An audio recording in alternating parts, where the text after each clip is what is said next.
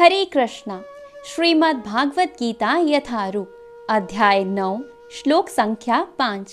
तथापि मेरे द्वारा उत्पन्न सारी वस्तुएं मुझ में स्थित नहीं रहती। यरा मेरे योग ईश्वर को देखो। यथापि मैं समस्त जीवों का पालक हूँ और सर्वत्र व्याप्त हूँ, लेकिन मैं इस विराट अभिव्यक्ति का अंश नहीं हूँ, क्योंकि मैं सृष्टि का कारण स्वरूप हूँ। तात्पर्य: भगवान का कथन है कि सब कुछ उन्हीं पर आश्रित है। इसका अन्य अर्थ नहीं लगाना चाहिए। भगवान इस भौतिक जगत के पालन तथा निर्वाह के लिए प्रत्यक्ष रूप से उत्तरदायी नहीं है। कभी कभी हम एटलस, एक रोमन देवता को अपने कंधों पर गोला उठाए देखते हैं। वह अत्यंत थका लगता है और इस विशाल पृथ्वी लोक को धारण किए रहता है।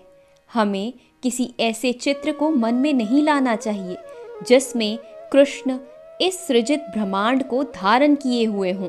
उनका कहना है कि यद्यपि सारी वस्तुएं उन पर टिकी हैं, किंतु वे पृथक रहते हैं। सारे लोग अंतरिक्ष में तैर रहे हैं। यह अंतरिक्ष परमेश्वर की शक्ति है, किंतु वे अंतरिक्ष से भिन्न हैं। वे पृथक स्थित हैं। अंततः भगवान कहते हैं, यद्यपि ये सब रचित पदार्थ मेरी अचिंत्य शक्ति पर टिके हैं, किंतु भगवान के रूप में मैं उनसे पृथक रहता हूँ। यह भगवान का अचिंत्य ऐश्वर्य है। वैदिक कोश निरुक्ति में कहा गया है, परमेश्वर अपनी शक्ति का प्रदर्शन करते हुए अचिंत्य आश्चर्यजनक लीलाएं करते रहते हैं। उनका व्यक्तित्व विभिन्न शक्तियों से पूर्ण है और उनका संकल्प स्वयं एक तथ्य है। भगवान को इसी रूप में समझना चाहिए।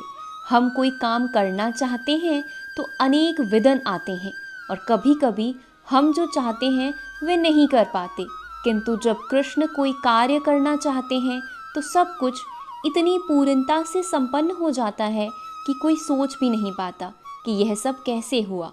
भगवान इसी तथ्य को समझाते हैं।